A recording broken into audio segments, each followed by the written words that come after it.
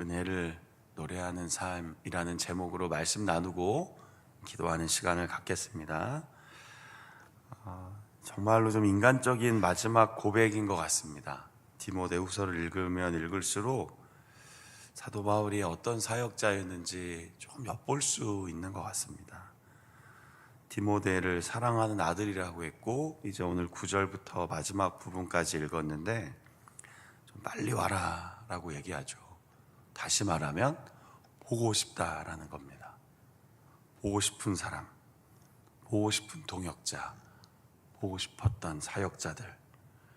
물론 지금은 물리적으로 감옥에 갇혀서 이제 언제 하나님의 부르심을 받고 순교할지 알 수는 없지만, 사도 바울 마음속엔 사랑하는 동역자들이 한 사람 한 사람 지나가고 있는 겁니다. 물론 10절에 보니까 세상을 향해 바울과 예수 그리스도를 떠났던 사람들도 있습니다. 참 안타깝죠. 우린 늘 우리 교회 안에 이런 일들이 없었으면 좋겠습니다. 믿음을 저버리고 열심히 신앙생활 하다가 어떤 일로, 사람 때문에, 어떤 일 때문에, 어떤 환경 때문에 예수님을 떠나는 사람들이 없기를 우리는 늘 기도했으면 좋겠습니다. 물론 여전히 많은 동역자들이 곳곳에서 일하고 있습니다. 그레스게, 디도, 그리고 마가. 또 19절 이후에 보면 유명한 이름이죠. 자원교회는 브리스가 되게 유명한 이름이잖아요. 바로 아굴라, 브리스길라. 그리고 또 특별히 오네시보로의 집에 문안하라 하는 거는 대부분 다 가정교회를 세웠기 때문에 그 한 집 한 집이 다 교회로서의 역할을 감당하고 있었습니다. 에라스도, 또 트로비모, 뒤에 보면 또 으블로, 부데, 리노, 글라우디아. 사실 우리가 이 한 사람 한 사람 다 어떤 사람들인지 정확하게 알 수 없습니다. 그러나 사도 바울의 이 마지막 기록, 정말 이게 생의 마지막 기록이거든요. 거기에 담겨있는 이 한 사람 한 사람은 사도 바울에게는 없어서는 안 될 동역자들이었습니다. 목숨을 걸고 함께 복음을 위해 교회를 세웠던 사람들이라는 것이죠. 바라는 것은 우리도 교회 안에서 신앙생활 하면서 이런 사람들을, 이런 사람이 되기를, 이런 교회가 되기를 늘 기도했으면 좋겠습니다. 특별히 눈여겨볼 사람이 있죠. 마가입니다. 마가 때문에 바나바랑 싸웠잖아요. 단순히 말다툼한 게 아니라 사역이 완전히 쪼개질 정도로 1차 선교행 이후 2차 선교행이 잘못하면 넘어질 뻔했던 사건이 바로 마가 때문이었습니다. 그러나 이제 마가가 어떻게 변화되었습니까? 나에게 유익하니라. 개인적으로 친분을 얘기하는 게 아닙니다. 이제 교회에 마가는 없어서 안 될 인물입니다. 이런 뜻이에요. 반드시 하나님은 사람을 그렇게 변화시키시는 것 같습니다. 지금 우리 눈에 보기에는 형편없고, 저렇게 믿음 생활하면 어떡하나, 저렇게 교회 생활에서 언제 주의를 하나, 그건 우리의 과한 염려입니다. 저도 자꾸 그런 실수를 합니다. 목사로 살다 보니까 자꾸 평가하고 판단하고, 자꾸 마음속에 저거 아닌데, 저 사람 아닌데, 그러면 안 되잖아요. 사실 제가 뭐라고요. 저도 주 앞에서, 오늘 우리가 찬양 불렀지만 나의 목자 되신 예수님 앞에서 어린 양인데, 어린 양 중에 하나 이렇게 좀 어떻게 가장 연약하니까 목사를 만들어 갖고 하나님이 늘 붙잡고 계시는 건데, 자꾸 제 눈에는 저 마가, 저 미성숙한 마가. 그건 아닙니다. 바울의 마지막 생애에 마가는 마가복음을 기록하는 놀라운 하나님의 사역자가 되어 있었습니다. 물론 그 사이에 베드로가 마가를 붙들어 주었다는 건 초대교회 역사에 너무 잘 알려져 있는 이야기입니다. 베드로가 어떤 사람입니까? 예수님 모른다고 했다가 주님이 그 베드로를 끝까지 붙들어 주셔서 마지막 순교의 자리에서 나는 예수님만큼 안 돼서 거꾸로 십자가에 매달아 주십시오 라고 했던, 이게 초대교회의 유명한 전승입니다. 전해 내려온 이야기라는 것이죠. 오늘 우리도 누군가에게 교회에, 하나님의 역사에 유익한 그리스도인으로 살아갈 수 있기를 축복합니다. 나의 나된 것 하나님의 은혜입니다.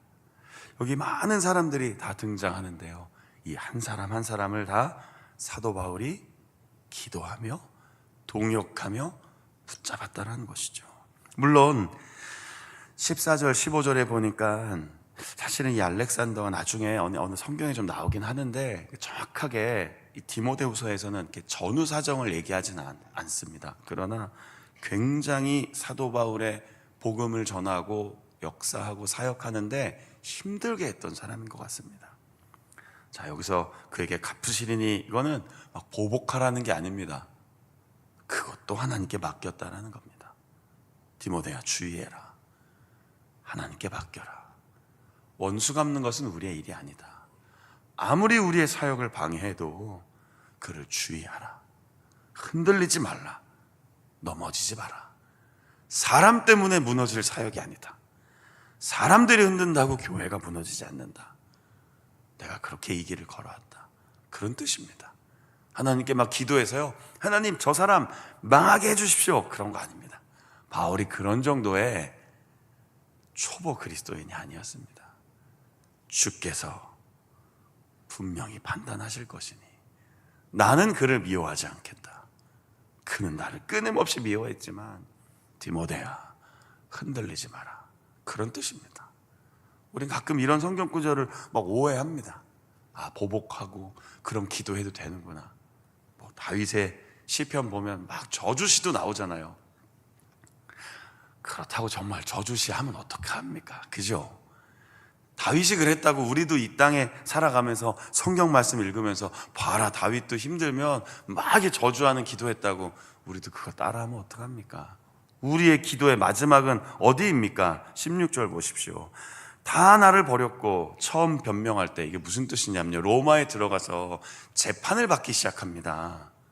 그런데 아무도 바울을 변호해 주지 않습니다. 여기 나오는 동역자들은 뭐 했는가? 이 사람들이 힘이 없습니다.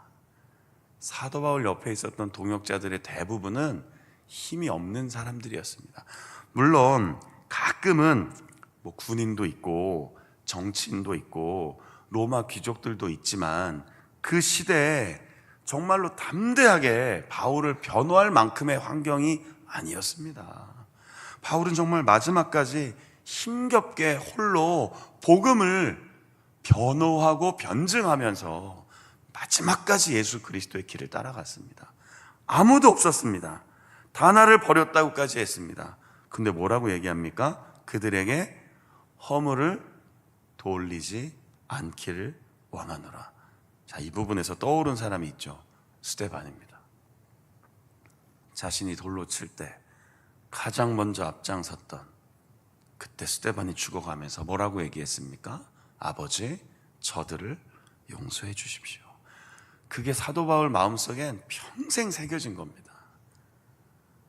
그 스데반은 누구를 따라간 것이죠? 예수 그리스도.